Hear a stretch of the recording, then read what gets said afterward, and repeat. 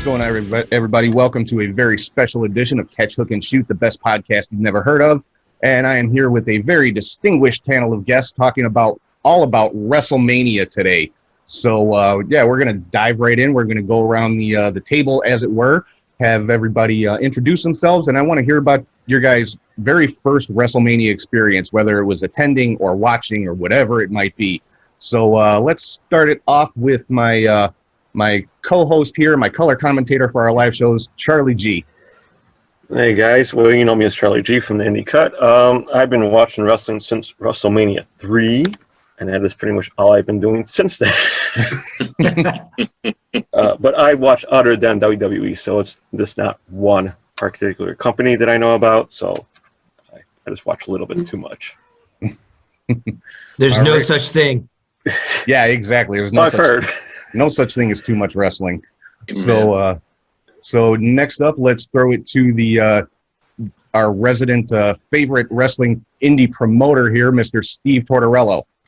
Hi, everybody. Steve Tortorello here, and I am the owner, operator, promoter, booker, guy who buys the bottled water for Warrior Wrestling in Chicago.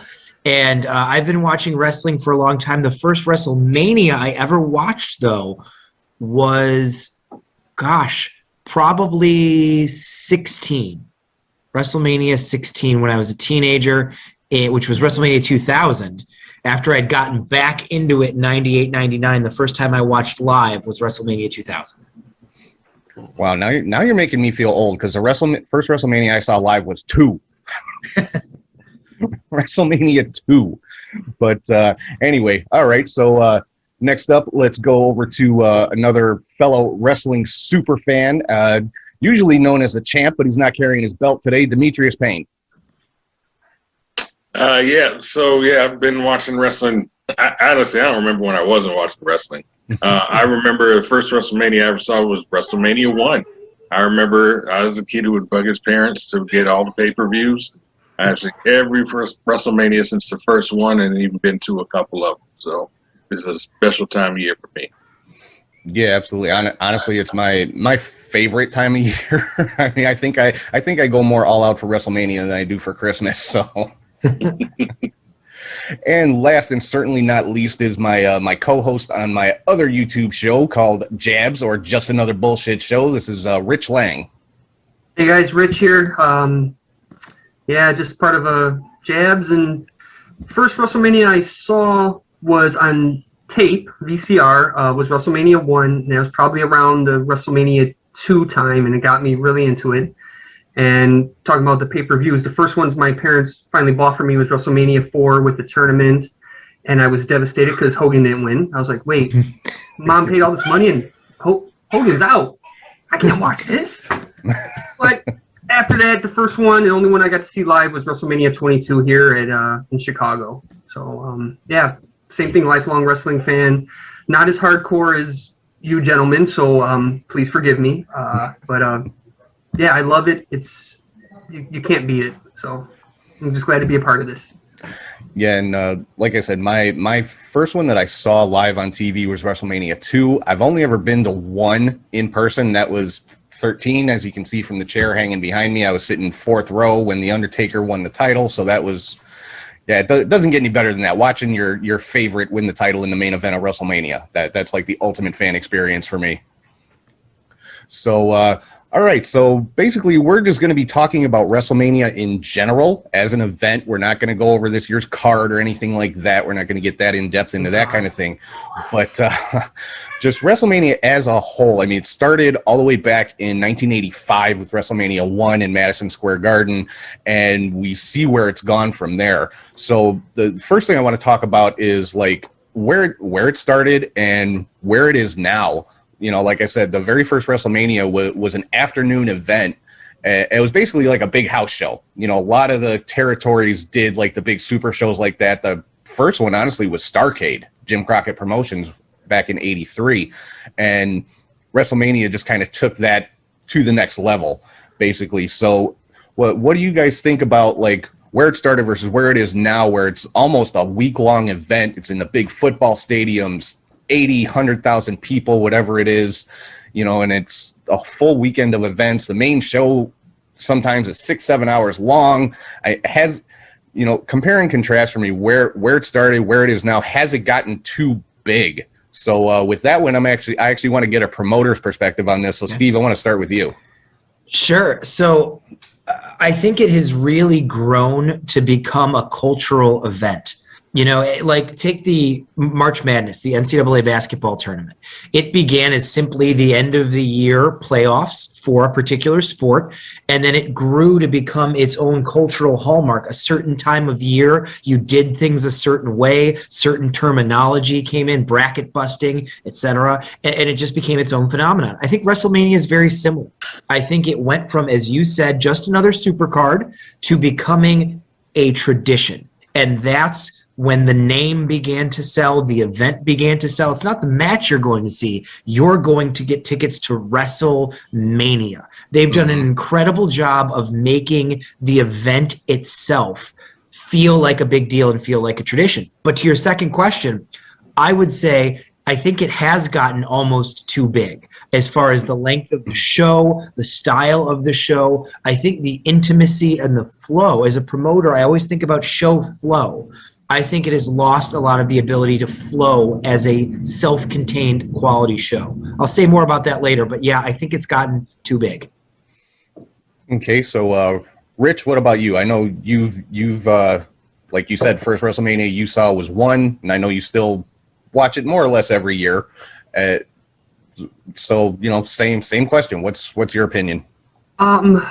I agree. I think it has gotten so big, but it is wonderful how it's WrestleMania season and it has become something cultural. I honestly think it'd be awesome. I think if they would alternate from the $100,000 people venue to the next year to like an Allstate where it's 20,000. So you get that feeling of the show. You hear the crowd more. It's more organic and just alternated. Just okay, one year we're going Hollywood, next year we're going wrestling. It's so crazy how big it is. And yeah, I don't think the show on Sunday should be 6 hours. Was it a part-time job? Can I much chill for a second on Sunday before having to watch wrestling that early? And again, no offense to anyone, I know you guys are all big wrestling guys. I love it too, but it's gotten so big sometimes it's kind of pushed me away where I'm like, it's okay, here we go again. And going to WrestleMania 22, the whole weekend thing though is awesome. Like the fan access things and stuff like that is really cool what they do. They need to keep that, but I would prefer if they could alternate it from such a huge spectacle every year to maybe, get nit and gritty with it, do a smaller venue. I know it's, they're not going to make the money, but I think it would draw people back in to have a smaller arena WrestleMania.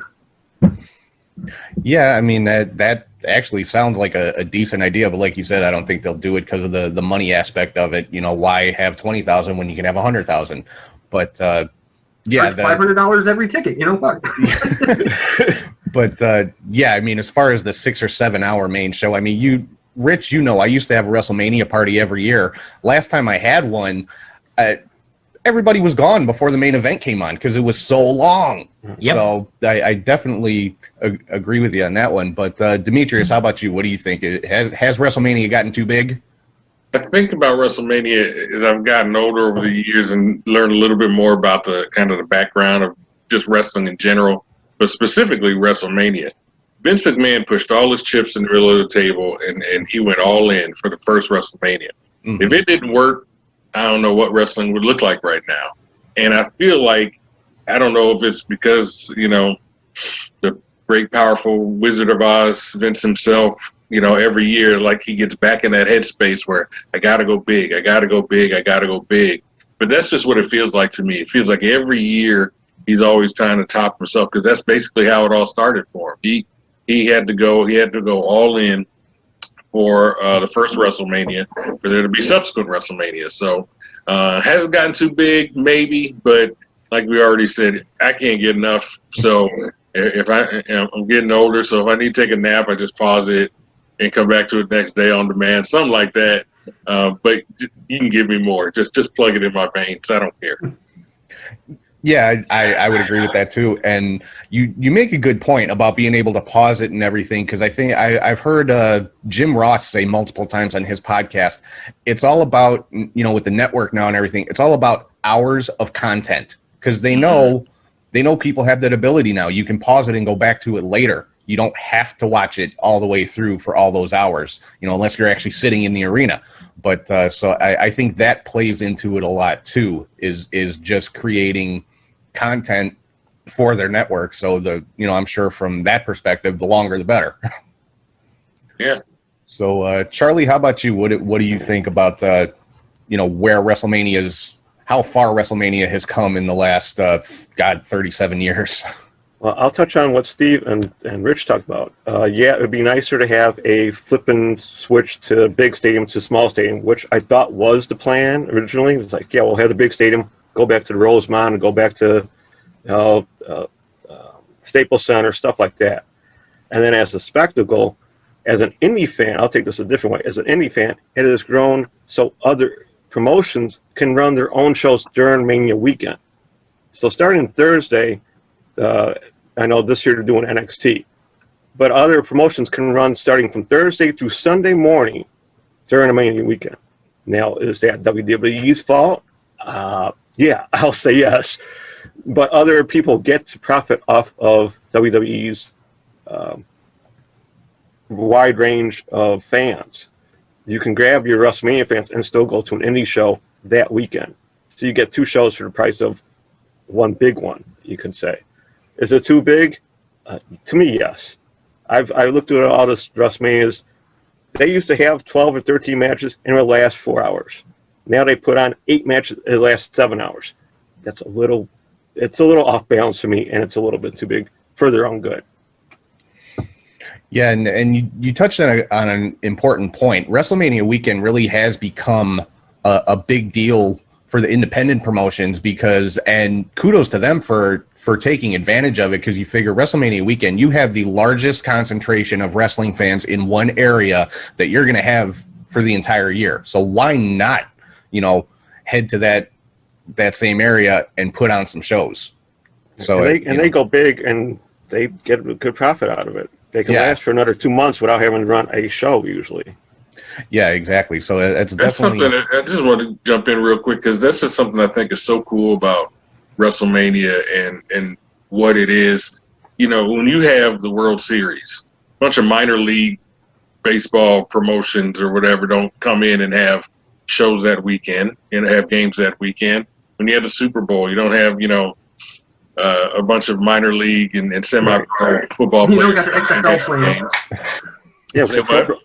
You don't got the XFL playing a game or nothing. Exactly, or the what was it? Lingerie league. Yeah, that was worth the price of admission. But still, nobody else like piggybacks. No other sports has that kind of a thing where you can just piggyback off of one main event. I think that's something that makes WrestleMania even more special. And to jump onto that too, I think both points. Number one, WrestleMania itself as a show has gotten so bloated. What a couple of my best friends did a few years ago pre-COVID is they went down to Florida for WrestleMania. They were there Wednesday, Thursday, Friday, Saturday. They flew home Sunday and watched WrestleMania at home. So they got to enjoy all of that festival atmosphere with all of the wrestling fans, all of the small shows, all of the meet and greets, and then they watched the actual WrestleMania from the comfort of their own house. I think that's the way to do it. That's brilliant. Yeah, that might actually be the best way to go. That actually sounds awesome. I'm kind of mad I didn't think of that. All right, so to get back to something that Steve actually touched on when he was talking a minute ago, the matches versus the spectacle. Like you said, it's more about you're not buying a ticket to see a particular match. You're buying a ticket to WrestleMania, which it wasn't always like that. Like the first WrestleMania, it was all about the main event, Hogan and Mr. T against Piper and Orndorff. Even, WrestleMania 3, it was all about Hogan and Andre.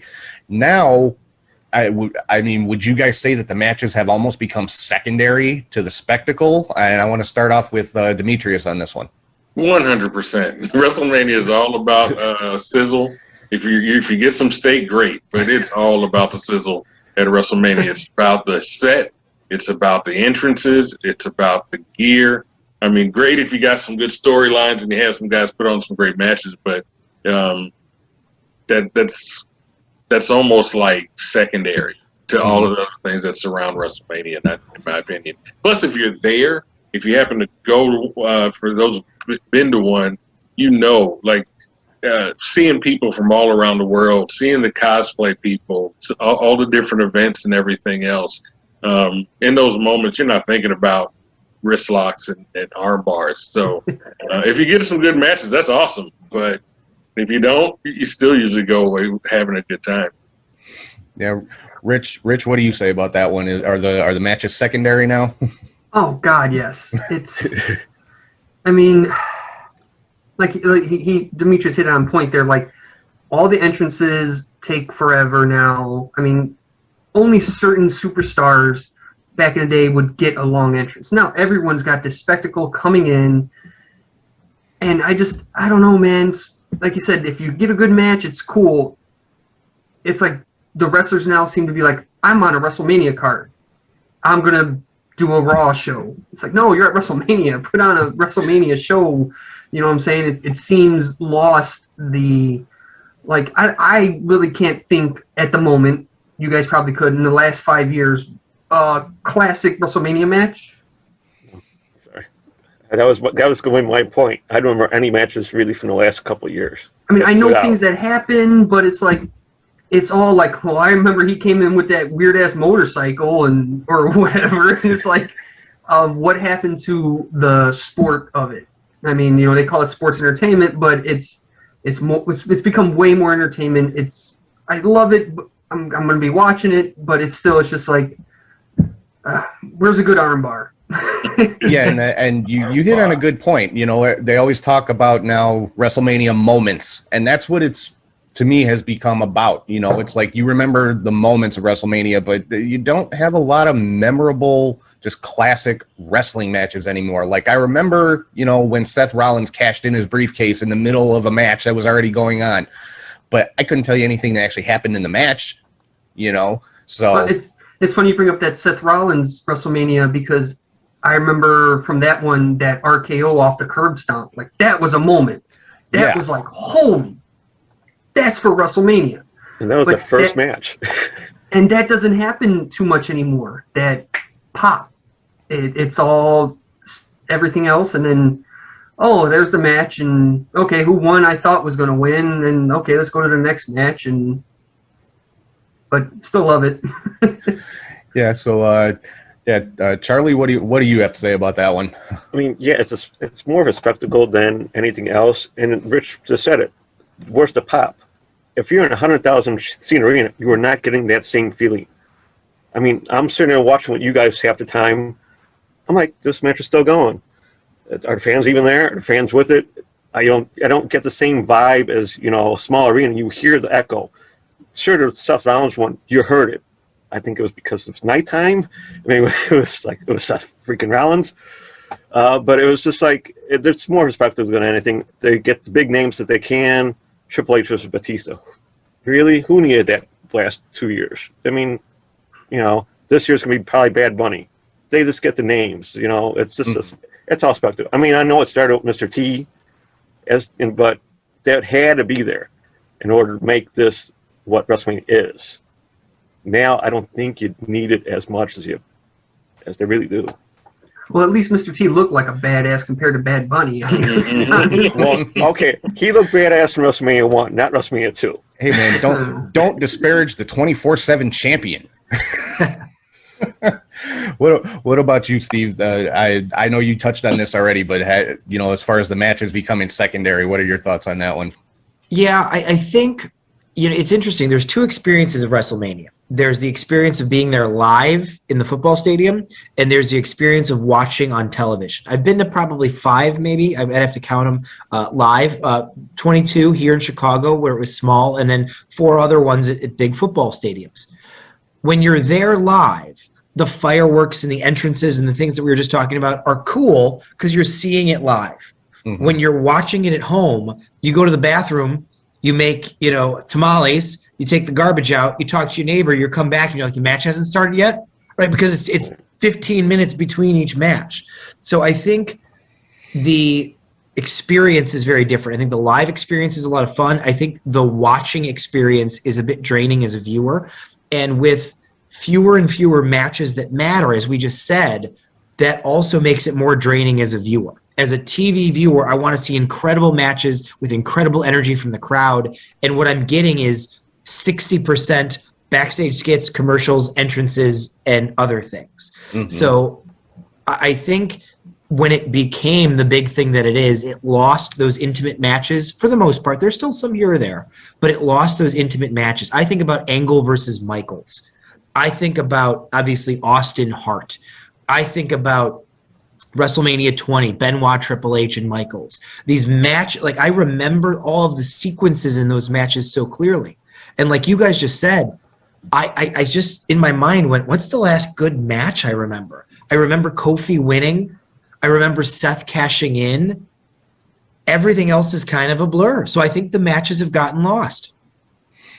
Yeah, I'd have to agree. I think we're unanimous on that one. So let's switch gears a little bit here, get into something a little bit more fun, a little bit more kind of not really fantasy, but as far as WrestleMania. I mean, everybody here's seen WrestleMania, has been to a WrestleMania in most cases. When you hear WrestleMania, who is the first person that pops into your head, like that one name that's just synonymous with WrestleMania? I'm going to start this one off with Rich. If it's only one person, I got to say Hogan. As a child growing up in the 80s, I'm born 79, so that stuff was hitting at a time like Hogan, Jordan, like these icons of things that were just like, oh my God, you got to watch basketball, you got to watch wrestling because of this. And for me, WrestleMania was always Hogan growing up.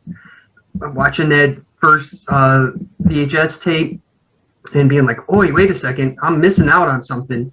And watching Superstars on Saturdays, or if you had Saturday night's main event, and trying to get the pay-per-views and following him and getting the WWF magazines and stuff, it was Hogan.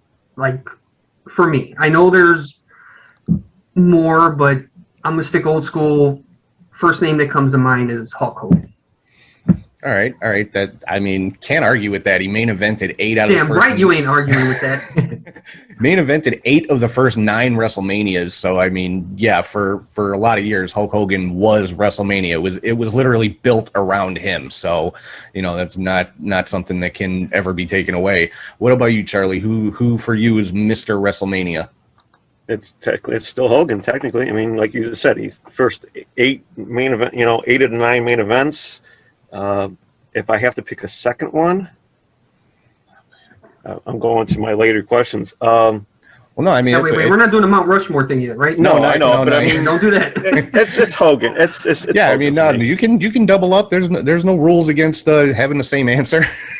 It's Hogan. I mean, and even he came back for 17 against The Rock. That was a big thing and that was even a switch in roles even at that match. So it was still Hogan later on, even.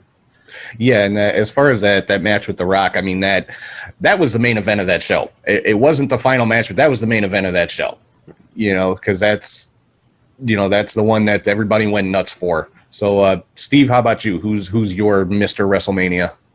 Two names came to my mind simultaneously. The first was Hogan from when I was a kid. The second was The Undertaker, because obviously the streak, but also towards the end of his career when Taker would only appear around WrestleMania, or who got to face Taker at WrestleMania, everything meant so much more. So I think Hogan, like as a kid, I just see Hogan, but as an adult, and I think about my WrestleMania experiences as a grown-up, it's Undertaker. Yeah, and that obviously I think everybody pretty much knows that's my answer too, is The Undertaker. I mean, I've got the life-size poster hanging behind me that I actually bought at WrestleMania 13. Not creepy at all. Not creepy. I've got the Undertaker T-shirt that I bought at WrestleMania 13 hanging above my belt case. I've got the chair hanging on my door. Yeah, it's The Undertaker for me. How about you, Demetrius? Who is it for you? I begrudgingly got to agree with everyone else and say Hogan, even though I hated him. Yeah, brother. I outgrew him so fast. Oh, man. Like anybody else, man, Hogan, like in the 80s, he was wrestling. and he was the guy. He said he everything about WrestleMania was centered around him. You can't have a WrestleMania 3, 100,000 people in Pontiac Silverdome, Andre the Giant versus Virgil. It's not going to happen. No. You're not selling that You place took out. a way left Virgil. Oh wow! I'm just saying, there's a lot of guys who can wrestle, and let's also bring up Hogan's probably, of all the WrestleMania people that come to mind, no worse in-ring performer than Hogan. He was an awful wrestler. But Well, there might be one. One that was worse than him. Warrior. David Arquette? Who are you talking about? Ultimate Warrior. Okay, good call. Good call. Fair point. Come on, we went over this on Stan's show. Man. But nobody could grab a crowd. No one can draw money and make people want to come out and see him like Hogan did.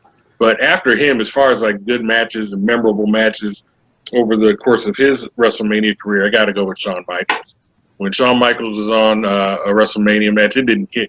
You could have put a mop in the middle of the ring with Shawn, and he would have made it work. I love Shawn Michaels matches. Yeah, absolutely. I mean, Shawn Michaels, if we were to get into a ranking of greatest WrestleMania matches of all time, he's probably got like 4 out of the top 5. So easily. Yeah.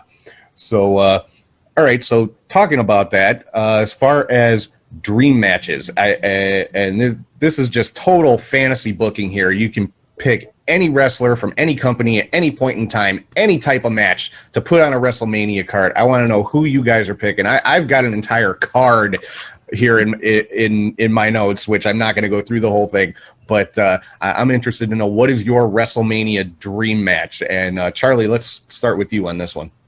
I want to keep it simple at first, and then I kept on thinking about it. The simple one was HBK versus Ricky Steamboat, and then HBK pretty much versus anyone.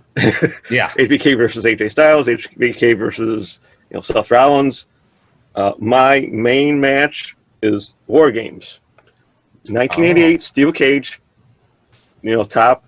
It would be Randy Savage, Shawn Michaels, Triple H, Undertaker, and AJ Styles. I know I'm reaching there. Versus Ric Flair, Sting, Eddie Guerrero, Chris Jericho, and the Giant.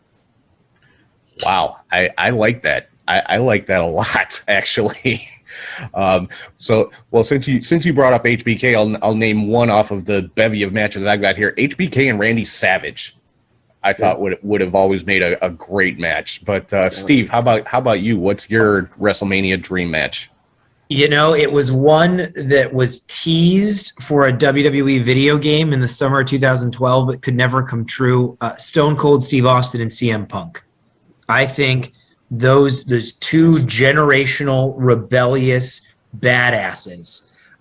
They did a sit-down interview with Jim Ross in summer of 2012 to hype a video game. Mm-hmm. And I watched that 10-minute segment, and I thought, oh my God, I've just seen the best angle, the best promotion that I could ever possibly see. And of course, it never came of anything because Austin couldn't wrestle. But that, I believe, would be the cross-generational super dream match. Yeah, that I would have put out good money to see that one. I remember that too. Yeah, I do remember seeing that. And Steve, I got one on my list in particular that I know you're gonna like, because I know the style of wrestling that you like. Hayabusa versus Rey Fénix. Oh my God. Okay. Tell me that match would not just blow the roof off of any arena in the world. Yeah, I think Fénix may be the most purely talented professional wrestler I've ever seen, as far as speed, power, agility, innovation, psychology, explosses. Fénix is fearlessness. That's the fearlessness. thing that comes to mind with him. Yeah. That man will do anything. He's not afraid of Keep him away from the guard rails. That's God. Please stop with that spot. I'm tired of that spot. Really, I'm worried for his back. All right. So what about you, Demetrius? What's your WrestleMania dream match? I want, from like a spectacle, almost theatrical, but not really theatrical standpoint, give me in their prime, give me Bray Wyatt. It could either be Eater of Worlds or even The Fiend against, in his prime, the Great Muta. Ooh. I think the two of those two would probably, between the entrances and just how Muta would work a match, I think Bray operates like on a meta level. Like his psychology he operates with in and out of the ring is just on another level. I think the two of them, give them time, scary entrances, the whole thing. I'd be here for it. That's mine. I like that. I actually, of course, had Bray in one of my matches here too, but mine was Bray Wyatt again. In his prime, probably the Fiend. I would go with against in his prime Jake the Snake Roberts. Just the tuck the kids at night. Don't let the kids watch that match. Yeah, and I mean, think of the promos and stuff leading up to the match with those two guys. I mean, that would just be insane. All right, so last but not least, how about you, Rich? What's your dream match here? I feel a little killed here. I immediately when this question was proposed, I thought like, okay, I'm thinking in-ring performers and they can get the crowd going. So I went with an Elimination Chamber match. Okay. And I actually decided to pick years for each wrestler, like when they were like their prime selves, like they were the hottest. So for my Elimination Chamber, I got Flair from '89. That was during his Steamboat and Funk feuds. Mm-hmm. I have Bret Hart from '94. He won the Royal Rumble co-winner with Lex Luger. He won a championship. He had an amazing match with Owen Hart at WrestleMania, which he lost, but still an amazing match. Yeah. I have HBK in '97, DX starting, the screw job. He won a European title, tag titles, world title. He was on fire in '97. '98, Stone Cold. Throw him in the Elimination Chamber with that group. And then I got The Rock of 2000 and Jericho of 2001. You take those six guys, there's high flying, there's technical. Every one of those wrestlers can get booed or cheered in that match at the same time. The back and forth. And I only went to Elimination Chamber just because I was like, I didn't want to make teams. Everyone's for themselves. Let's have them go at it. I don't know. I figure you would start with HBK and Brett since they did the Iron Man match, and then in the pods, whoever pops out. It would be, again, it's more, I don't want to say spectacle, but there's a lot of technical wrestling in there. Rock, Stone Cold aren't the best, but they get to the crowd. Oh, yeah. Flair, Brett, HBK, Jericho can just work. And I just think it'd be a very entertaining match, taking them in those prime years. And oh God, yeah, with those six guys in an Elimination Chamber, yeah, that'd sell out pretty much any arena in the world. Yeah, and one more I gotta name from mine, and this would just be a straight up street fight brawl, anything goes, no rules. Bruiser Brody versus Brody Lee. I would love to see that match. I'm sure it's going on somewhere right now, and that would, yeah. Again, that's not one for the kids because there will be blood. As long as they held it in Texas, it'd be perfect. Yeah, that'd make it even better. All right, so kind of building off of that, going from your dream match of the WrestleManias you've seen, attended, watched, whatever. What is your favorite match, or what do you consider the best match that you've seen on a WrestleMania? And Demetrius, I want to start with you on this one. So I was at WrestleMania 30. That's the one where Daniel brought the Yeselmania one, and those matches, the match he had with Triple H to start the show was fantastic. And then the pop when he won against Batista and Randy Orton in the main event, that was pretty amazing. But when the streak was broken and the stunned silence and disbelief of 75,000 people, you could almost feel the air getting sucked out of there, like everybody's jaw on the ground. It was a really, really fun night. Okay, Charlie, how about you? What's your either favorite or best of WrestleMania? Well, favorite, I got to go WrestleMania 3, Savage Steamboat. A lot of old school people would say that's the best. If I want to go with the first one I saw live, it's going to be weird, but it's Randy Savage versus Ultimate Warrior when Savage had to retire. Oh, that was 7. WrestleMania 7. That was actually the first one I saw on pay-per-view live. So if you want to go with that his retirement match was it. Okay, I like that.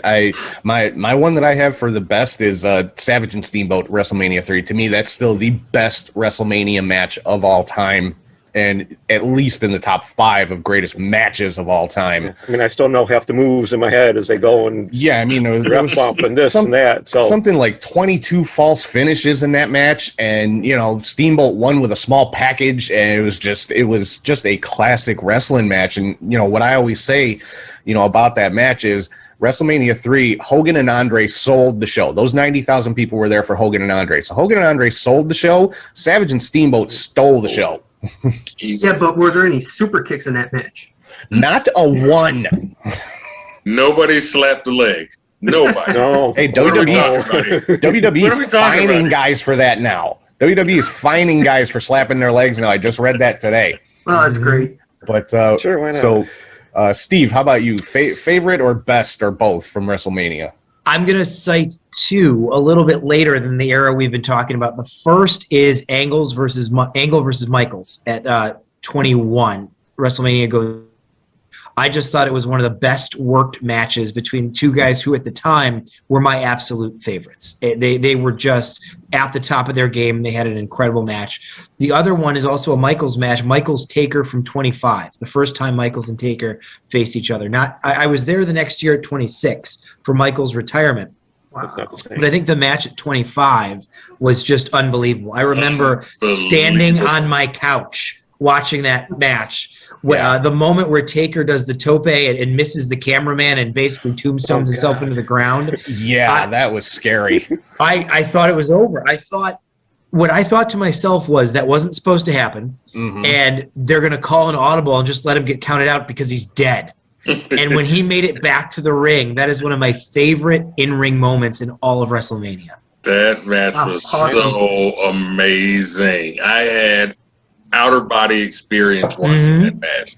Yeah, that spot with the tope over the rope, it scared the hell out of me. I jumped out of my seat. I was like, oh my God, is he okay? Because everybody knows Taker is my favorite. So I was like having a heart attack. I mean, as for my favorite WrestleMania match, of course, it's an Undertaker match.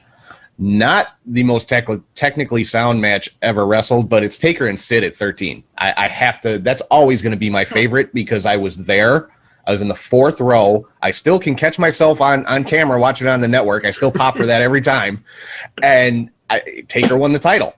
Like I said earlier, it does not get any better than sitting ringside watching your absolute favorite guy win the world title. So that's always going to be my favorite match no matter what. But Rich, how about you? Favorite or best WrestleMania match?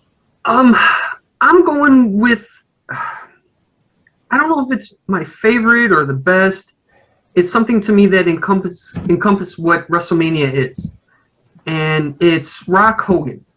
And what was that? WrestleMania 17. It's, again, not technical, but there was a feeling there.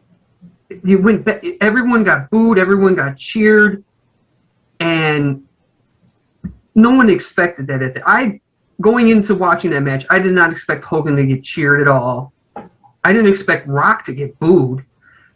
That was what wrestling is, that match. The way they went back and forth, how they played the crowd, and it was my childhood Hogan, and I was an adult at 17, and Rock was like, yeah, the Rock's pretty freaking cool, man. Let's roll with this. And like having them collide, that is what WrestleMania is to me.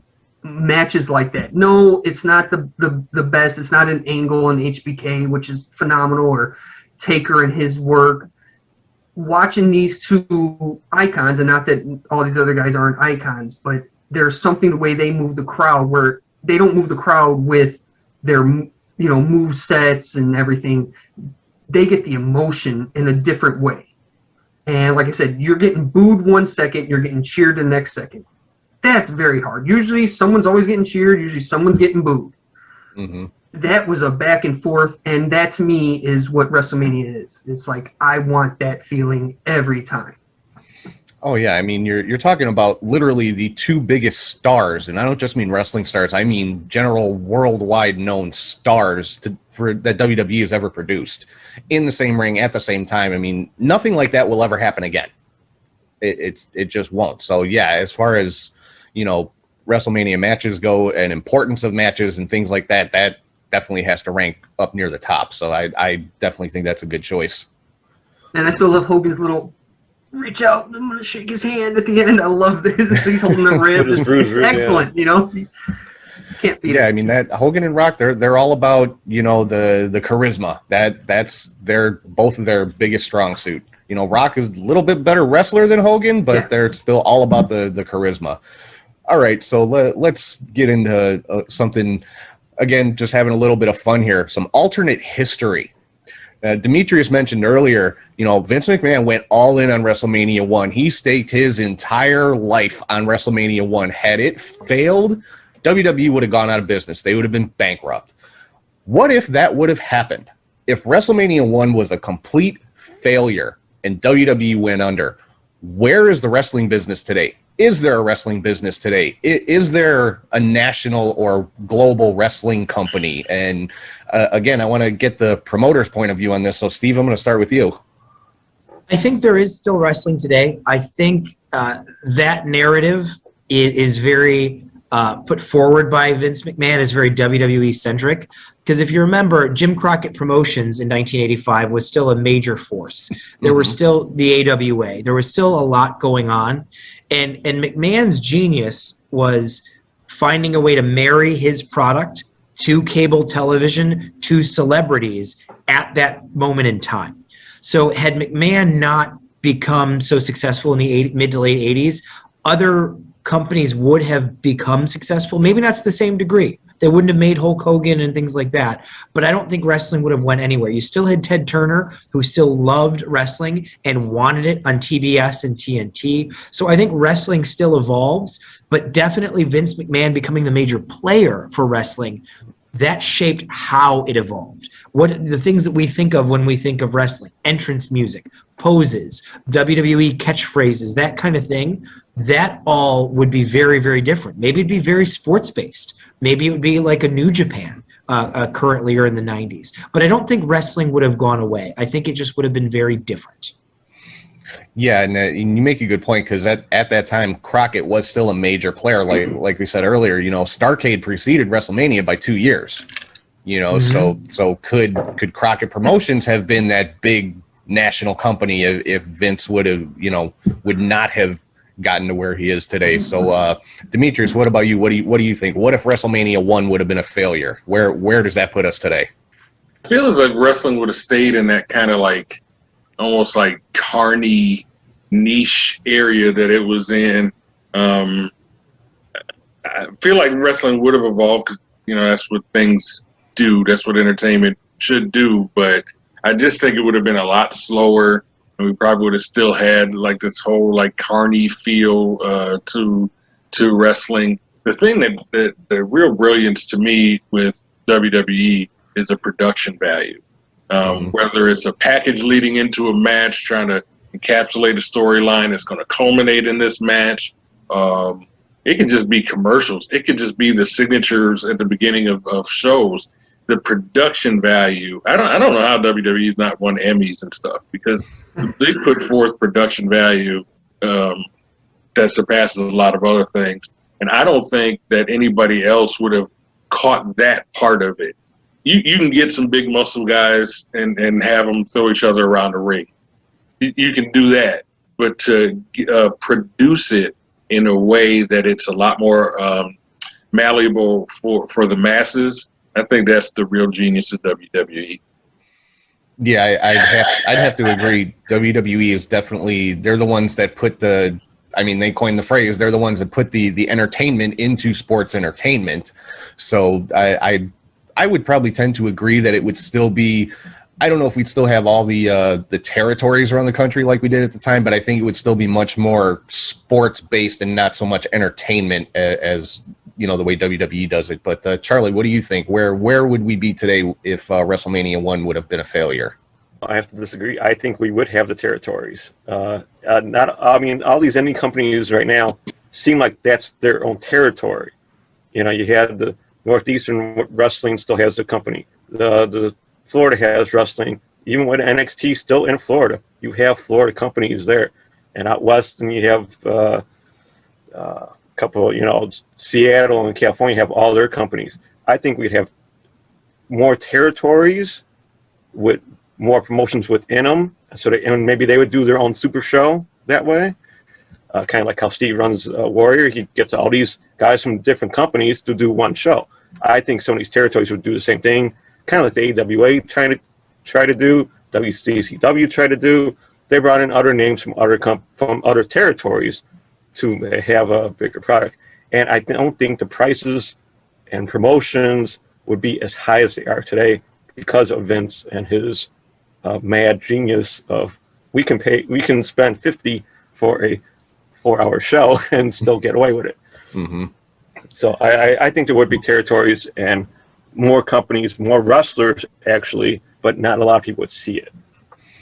Yeah, so you don't think that there would have been that one big huge national promotion then?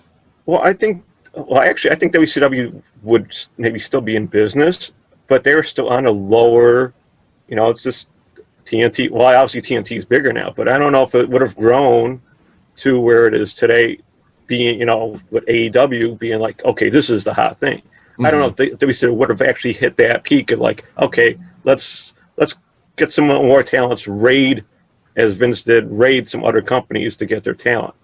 I don't know if they would have. I mean, Eric Bischoff, would he have moved from AWA to WCW because of WWE? I don't know. Right. Maybe AWA would still be in business by Eric Bischoff. Mm-hmm. You know, it gives and takes. I mean, you can maybe not call the territories like we don't even say it now. It'd just be more indies and you know, promotions out west, in the central, and out east, all vying for, you know, time. Okay, so Rich, how about you? What do you think? Where is pro wrestling today without WrestleMania 1? Well, if WrestleMania 1 failed, I think other companies at that time, territories, would have looked at that idea and been like, we can do something. Also, I believe Vince is such a businessman that he wouldn't let it fail. It would have failed, say WrestleMania 1 failed, he would have adapted and done something different. I think there would be more companies, kind of like Charlie, like I think we would have more shows on TV as time went on. There'd be like ABC, NBC, all these, they would have their own specific, this is our wrestling company and this is what we're showing. But I also believe Vince would have found a way in time to make things work. Not that all of a sudden WWE runs everything like it kind of does now, but I don't think WWE goes away. I don't think they're, you know, it becomes irrelevant. But yeah, maybe WCW is still around and, you know, they're straight TNT. Like I said, each network has a wrestling promotion and they do it on certain days of the week, and it's more competitive. But yeah, I don't ever see at any point in time Vince McMahon letting WWE die or like it failed completely and they're gone. That like WCW did, or, you know, I mean, hell, we could still have ECW run by Paul Heyman. You know, I mean, if Paul can balance a checkbook, you're probably right. Yeah, I mean, again, who knows at that time if WrestleMania 1 fell, it could have been like, okay, maybe we don't have to invest so much and do so much, and then you can actually put on a show, and they realize, oh, you can tape shows and put it on TV, and like I said, each network is like, they grab at a promotion, and we have something that is, you know, like, the NFL, you got NFL on, you know, AFC on CBS, the NFC on Fox, you know, certain things on ESPN, certain specials, and you do cross promotions. I think it might have opened it up to a wider audience and not a global dominance by WWE, what they have done. Mm-hmm. As much as I love WWE, but I think it would be very, very interesting to see a more competition-based thing, because like Demetrius said about the entertainment, the production value, what they do, that's the problem. Other wrestling, they can't compete with that. And so that's what puts them over. Copycats. Well, yeah, they try to, like, oh, look, here's a little sparkler. And it's like, yeah, okay, bro. You see what was just on right. Vince got right now? Vince got an 8K camera on the bottom of the ramp, and you got, like, you know, you're posting all your videos, you're recording all your shows with an iPhone. It's just it's very hard to compete with their production, and I think that would have been the difference. The production wouldn't have gotten to the point like, okay, we paid for Muhammad Ali for WrestleMania 1. WrestleMania 2, you know, who do they got? You know, they're not going to pay that money. I couldn't think of a non-significant boxer from the 80s at the moment. All the big names came to my head. So you think it probably would have resulted in more of a level playing field for all the different companies out there, rather than, I'll just say WWE is more or less a monopoly at this point. Oh, definitely. I think, like I said, I think other people would have had a different shot. They would have saw, like, oh, we can do tape. It doesn't have to be in-house. Okay, cool. Let's send a tape to this company. So, yeah. Okay, cool. So I only got 2 more points I want to hit here. So this next one, again, just having a little bit of fun. We talked about who immediately pops to mind with WrestleMania. Now I want to know, you know, the big debate or argument or whatever it is in among wrestling fans the last few years has always been who's on your Mount Rushmore. So talking about WrestleMania, who's on your WrestleMania Mount Rushmore? Just 4 names that, like, you know, if somebody who's never heard of WrestleMania, these are the 4 guys that they need to take a look at. So Demetrius, I'll start with you. Who's on your WrestleMania Mount Rushmore? First name you got to put on Mount Rushmore WrestleMania is Vince McMahon. Not that, again, he's probably a worse wrestler than Hogan and Warrior combined. Horrible worker. But his stunners are horrible. Oh, my God. Worst spell ever. He is terrible. But WrestleMania, there is no WrestleMania without Vince. Without WrestleMania, without WWE, most of the people that I know who are wrestling fans or even were wrestling fans at some point in their lives, it's usually WWE. And I think that's because Vince takes wrestlers and makes them superstars, and that's how you transcend your product. So Vince would be number 1 on my list. We already talked about Hogan. Really can't talk about Mania without him. The streak is a huge part of the history and the legacy of WrestleMania. So you got to throw the Undertaker in there, and so we got, let's see. So we got Vince, we got Taker, Hogan, and you got to put Shawn Michaels in there because he just, when it's, he doesn't, I remember just like some random Monday Night Raw when he was still full-time, and a great match he had with Shelton Benjamin. So if he could do that on a Monday Night Raw, the stuff that he did at WrestleMania was just next level. Somehow he found another gear. So that'd be my 4. It'd be Vince, it'd be Taker, Hogan, and HBK. I like it. I like it. Can't argue with any of those. So, Rich, what about you? Who's your WrestleMania Mount Rushmore? My man Demetrius. You hit it on the head. Those were my 4. Oh, really? Even Vince? I'm not gonna lie. Vince, Hogan, Taker, HBK. You hit all the points. And that's the bottom line. Bro, man, you can't. How can you go against?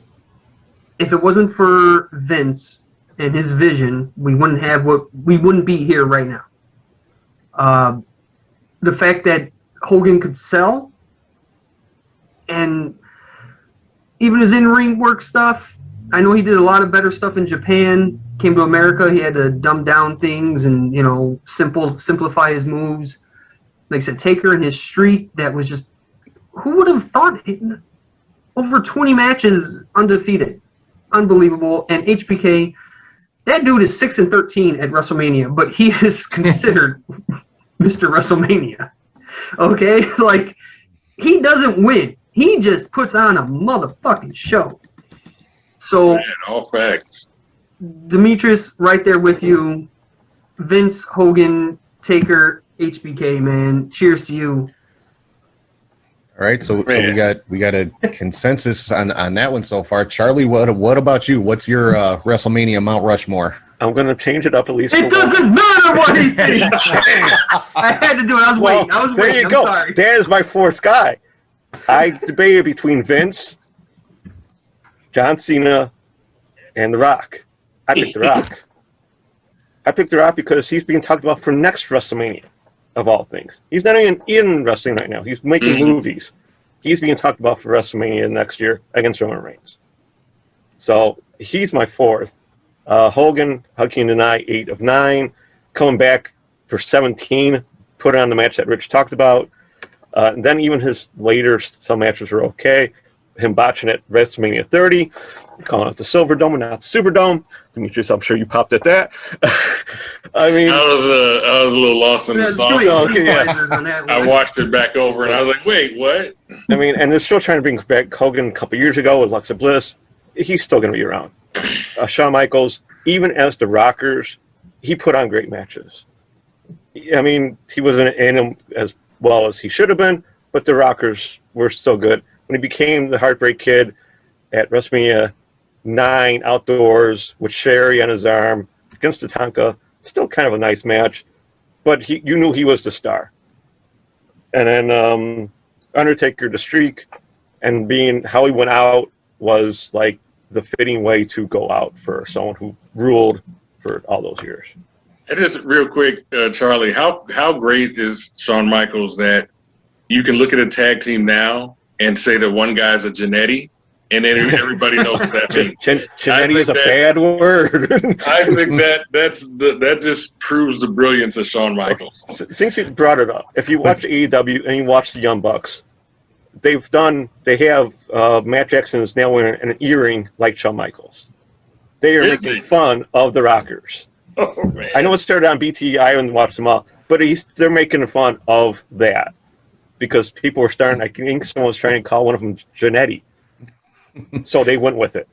Now, see, I got to make a comment on that because, yeah, that's true. Today, people will say, oh, this one's the Michaels, this one's the Jannetty.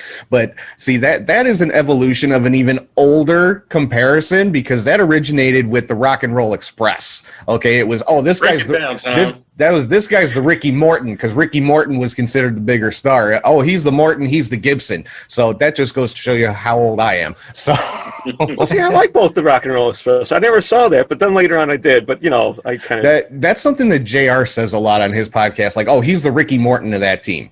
Whereas younger fans or whatever will say, oh, he's the Shawn Michaels of that team. So same basic idea. But I'm sorry, I don't want to get too far off track. But was Ricky that great? Like, if you were to say Ricky Morton and Shawn Michaels, come on, he bled better. He bled better. I mean, at that time, in that era, Ricky Morton. I mean, Ricky Morton was the one that got title matches against Ric Flair and that kind of thing. Right.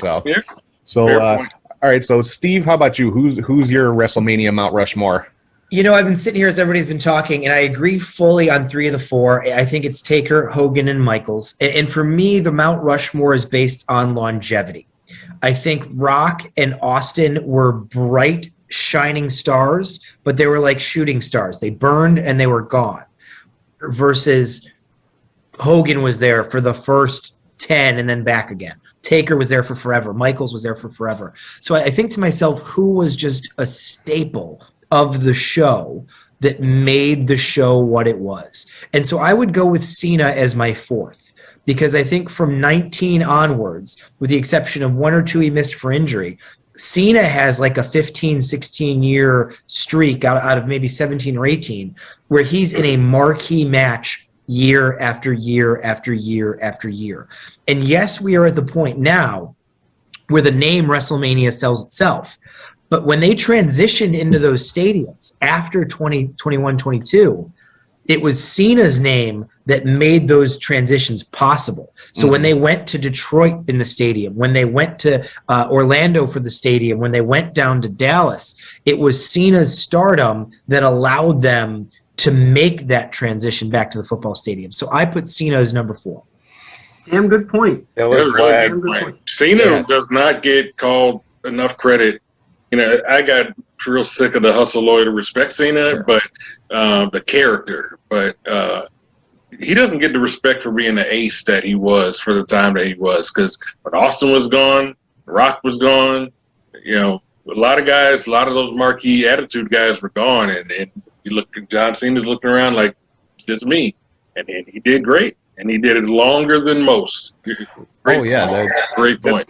That's Yeah, what I I thought got- about Cena being on it but then his last match, begging for a match, it just kind of threw me off, and I like, no, can't put him on there. Yeah, I mean, I got to agree with Cena because, you know, like Steve said, you know, the Rock, Austin, even Hogan, Cena was the top guy in WWE longer than all of them. You know, like 15 years or so. He was the top guy in WWE, whether he had the title or not. And, you know, that longer than Should Hogan, have been longer. Orton. Do your pose. Come on, Rich. Come on, do your pose. You know you want to. There you go. So it sounds like we all agree on at least 3 out of the 4 because I also had Hogan, Taker, and HBK. So all of us agree on those. My 4th, I had Steve Austin. You know, because he had that match with Bret Hart at 13 that really, you know, sent him into that shot him into the stratosphere. And, you know, the 3 matches he had at WrestleMania against The Rock and all that. So that, you know, he was my 4th name. But yeah, I'm actually kind of surprised we all agree on at least 3 of them. I didn't expect that. But That's Mania for you. okay, so the last thing I want to get into here, a little bit more serious of a topic, WrestleMania. What is, just to kind of wrap things up here, what is WrestleMania's place in sports? Now, I know wrestling is sports entertainment and that kind of thing. Some people don't consider it an actual sport, whatever. But what is WrestleMania's place among all the big sporting events, the Super Bowl, the World Series, the Final Four, the Stanley Cup? You know, what do you guys think? How does it stand up or how does it rank against all of the major big sporting events? And Rich, I'll start with you because I know you're just a general sports guy, so I'm interested in your opinion on this one. To me, I thought about this question and, like, what would I rather win?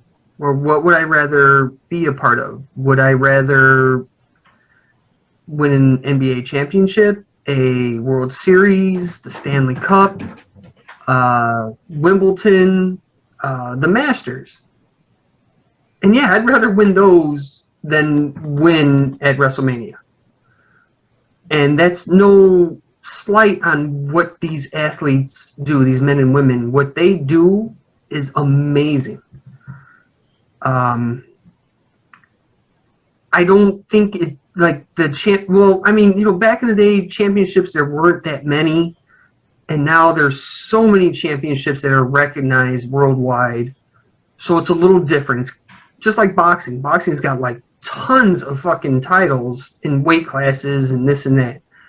But it's more, they're athletes, I respect them, but it doesn't compare to me, like, to someone who wins a Super Bowl or anything like that. It's fun, they're athletes, but I don't know, to me it doesn't compare to these competitions. And again, I'm not taking away what they do, because you don't put them on the same level. You don't put WrestleMania on the same level as the Super Bowl as far as a sporting event. Am I right? Well, I mean, I'll be honest. I'd rather win the NBA Slam Dunk contest than to headline WrestleMania. But I'm talking about as a fan, dude. I'm not talking about which one you'd rather be in. I don't think you're planning to win either, Rich. No, I'm not at all. But I don't know. I saw Rich dunk back in the day. He was pretty good. He does dunk, yes. When his knees both worked. Yeah, but no, I mean, I don't put it very high at all. I mean, it's just not. I mean, I love it, but there's things that I hate to say it, I put more respect towards. I know these men and women throw themselves around and they get hurt and they're 300 days out of the year. I respect that, and they put on an amazing freaking show. I've seen so many live things, but to me, it's not true competition. Like what's happening, they go through things before the match, and from what I know, and then during the match, maybe we got to flip it up. We're doing this and that. So they're quick, amazing athletes. But I could put so many things above what they do, as in like a prize, I guess. I'm sorry if I sound like an asshole, but it's... No, hey man, that's why I had you on here, to sound like an asshole. No, I had you on here because I wanted more of a general sports perspective, because I know you're not that wrestling super fan anymore, but you are a general sports fan. You watch football, you watch baseball, you watch basketball, you watch pretty much any sport that's on TV. You'd watch flies racing across your kitchen table if you could. So that's why I wanted that perspective. So don't worry about it. If you don't rank it up there with those big time sporting events, that's your perspective, because I know you still respect the business of wrestling. So I think as an entertainment thing, it's really big for you nowadays to be like, look, I headline WrestleMania. You can parlay that into so many other things, more so than, look, I won a Stanley Cup. You can't parlay that in anything, but you're at WrestleMania. You can do commercials. You can get B movie roles. You can do so many other things. Yeah. So I completely respect it. No disrespect to any wrestlers, please, no. Steve, put in a call to Sam Adonis about Rich. I'm on it. Oh, can we see that match? That match? So, Charlie, what about you? I know, in addition to wrestling, you're also a big sports fan, hockey, football. Where does WrestleMania rank for you among all these other big sporting events? Yeah, as you say that, I missed last year's pre-show because I was at hockey game. So, I mean, hockey's, the Game 7 sports are under WrestleMania because you can go 4 games or you can go 7. It takes a little bit longer. You don't know who's going to win. WrestleMania, you know when the victory is going to happen. So I put it on the level of the Super Bowl now, as the Super Bowl is a spectacle, and if you get the right 2 teams, it is a great game. Same as WrestleMania. If you have the right 2 competitors or a tag team, it can make a great WrestleMania. As for the spectacle, it's the Super Bowl. For the other sports, winning there is a lot longer. It's more storytelling. I'd rather hit a Game 7 shot, in the NBA Finals than maybe a mid-card spot at WrestleMania. So, I mean, or beat a winning goalie to be, you don't know. Then you can carry that on till the next season. You have a time break. WrestleMania, there is no more break anymore. I think that's where WrestleMania kind of loses its luster. You go to a next pay-per-view in 2 or 3 weeks. There's no 4-month layoff until SummerSlam. So I think the WrestleMania has kind of downgraded its. It's been downgraded of its ability to hold fans. Yes, I'm going to enjoy WrestleMania this year, hopefully. They last year did not draw out how just draw out and drawn out. This year, what it should be, and some matches should be really good. Some not so much.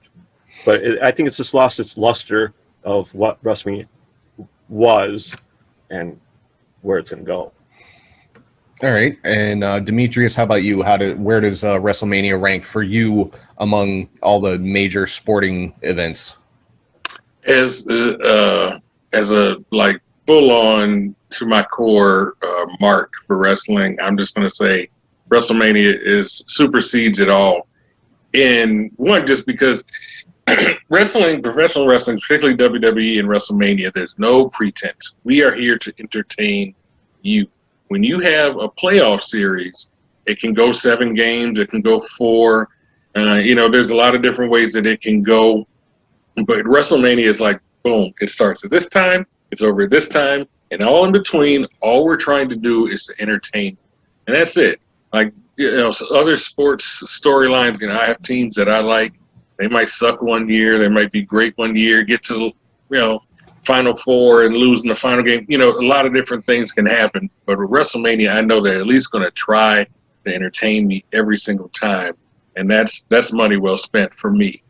And then I also admire the fact that I would love to see some kind of a dollar-for-dollar comparison.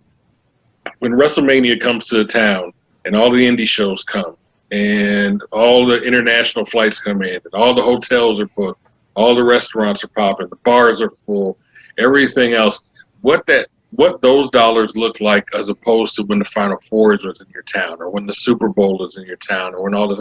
I really like that part about WrestleMania, the event, the brand, how it can come to a town and inject the economy with so much. So, and for that reason, I think WrestleMania really, really stands alone. It's like a stimulus package for whatever town that it goes to every year. Yeah, and you make a very good point because WrestleMania it's a destination event, you know, so that whatever town it's in is going to get a big influx of tourists and, you know, people spending money and, you know, check the flights for a WrestleMania town the week before and the week after it's announced that it's going to be a WrestleMania town. Check the flights, check the hotel rates, everything goes up. WrestleMania is a stimulus package for every town it goes to, more so than I would guess anything else that we could name.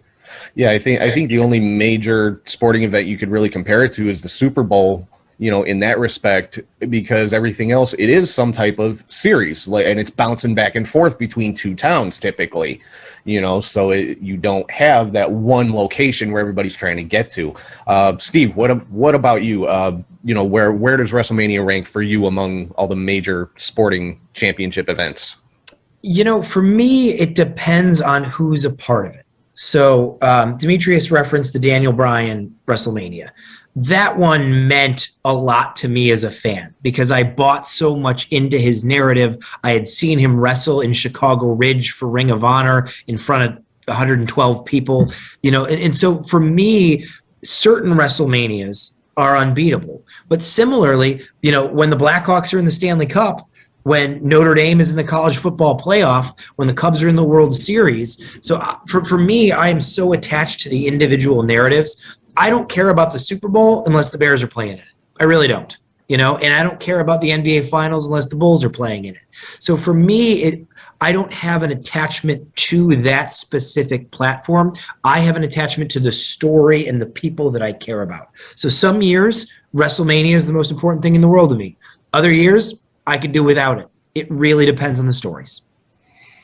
I actually like that, and I can relate to that because it's the same thing. Like I haven't watched a single game of the World Series since 2016. So, yeah, you know, after 2016, it was like roll credits on baseball. The end. Yeah. Why would you play another baseball game ever? Yeah, that's pretty much. I not even just the World Series. I have not watched a baseball game since 2016. Oh, so, like, how can you? So we talk about like WrestleMania storylines and feuds and peaking for WrestleMania series or season. How do you top a World Series at which the 108-year drought is broken in extra innings after a rainstorm? It's over. That's the end. And we came back from 3-1. Yeah. And that Game 7. And that last play was a hair's breadth from being an error because the guy throwing the ball slipped. Yeah. I'm glad I didn't wear my socks. I should upload the video of me and my wife watching that because we were recording at the time. Oh my God. You see the final out and you just hear us bawling. I'm not going to lie. I'm recording the TV and all you hear is crying. I ain't going to lie. And in case people watching haven't figured it out, yes, we're all in Chicago. So South Side, Charlie, South Side? Yep, South. Well, I'm Northwest Side, but I'm a Sox fan.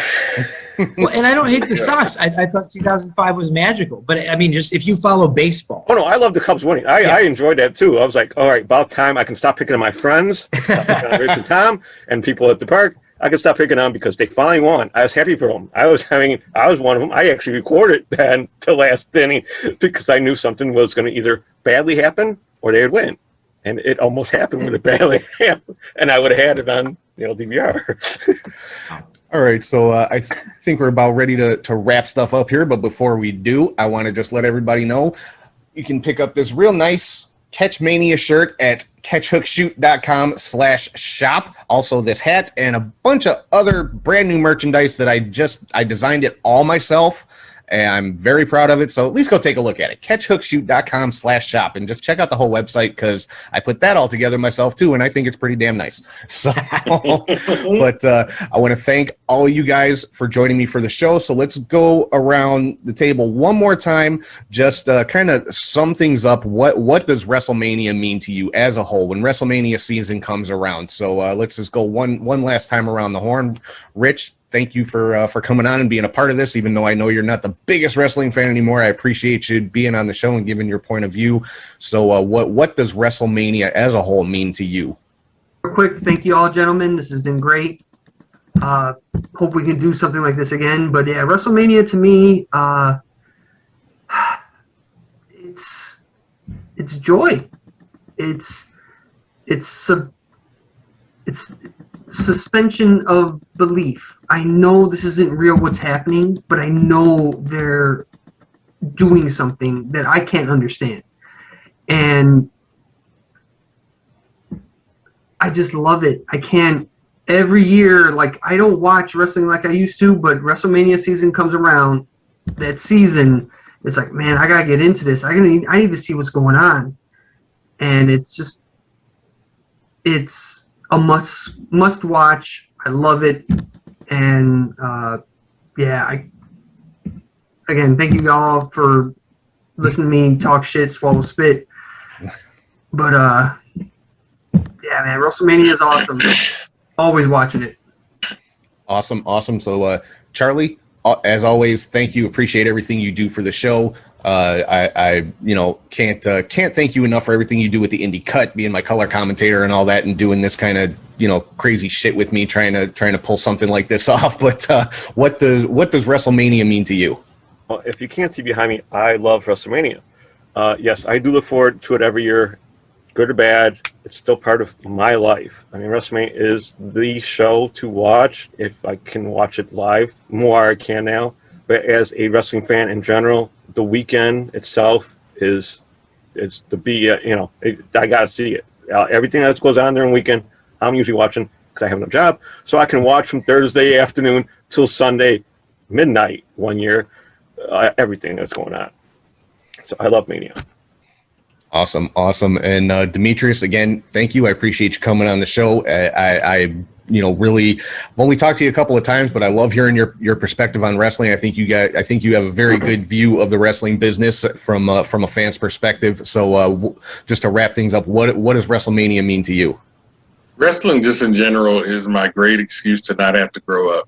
I've been watching it since I think I was maybe 5 or something. And like every time it's on, I don't have to worry about the funny noise that my car is making. I don't have to worry about my stupid manager at work. I don't have to worry about, some girl stressing me out. I have no worries when wrestling is on, and WrestleMania is just the pinnacle of that. And I will forever be grateful for what the men and women who participate, just professional wrestlers in general. It's a freaking art form. I don't care what anybody else calls it.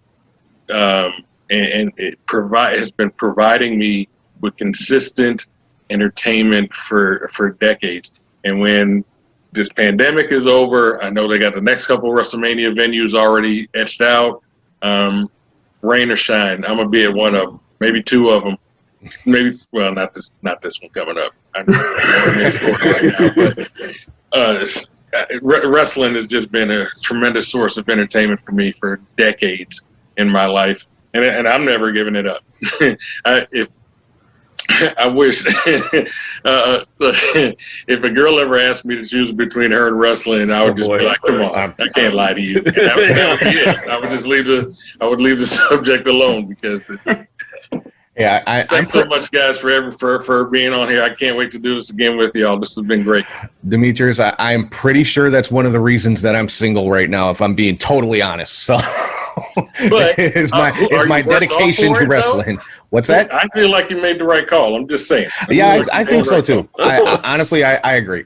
But last but not least, Steve, again, thank you for coming on. It's always a pleasure talking to you. And again, I can't thank you enough for everything you have done for the show, for letting me and Charlie do the broadcast from Warrior. It's always a blast. So what does WrestleMania mean to you as a fan, as a promoter in general? I would sum it up in one word. I think it's a celebration. It is a celebration of the community. It's a celebration of the performers. It's a celebration of fireworks and pyro and music. And it is just a celebration. And that is what draws me to it. That's what draws me to wrestling live events, right? You go somewhere to be part of something with somebody cheering and screaming. And it's what is been missing during this pandemic so much, right? It's that celebration. And that is why WrestleMania has been so special throughout the years, because it is the culminating celebration of that one particular company's entire journey. So that's my word, celebration. And I want to echo everybody else. This was a ton of fun. I appreciate all of you guys. Thank you for having me. And I look forward to celebrating again. Well, again, thank you to everybody. And just to sum things up for myself, I'm going to take a little bit from everything that you guys said. WrestleMania is joy. It's celebration. It's an escape from the real world. It's a way to hold on to a piece of your childhood. And it's just fun. Like I said, it's my favorite time of the year. And you know, maybe the hype has gotten bigger than the actual substance of it. You know, maybe the spectacle is bigger than the actual matches now. But let's be honest, does that even matter? It's freaking WrestleMania.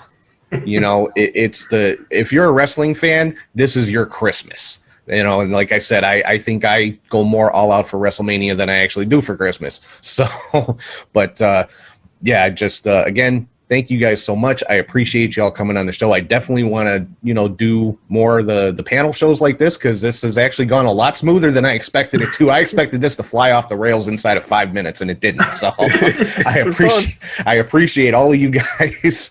And yeah, so I think that's pretty much going to wrap us up. So for Rich and Charlie and Demetrius and Steve, I want to thank everybody for watching, and I will talk to you guys soon.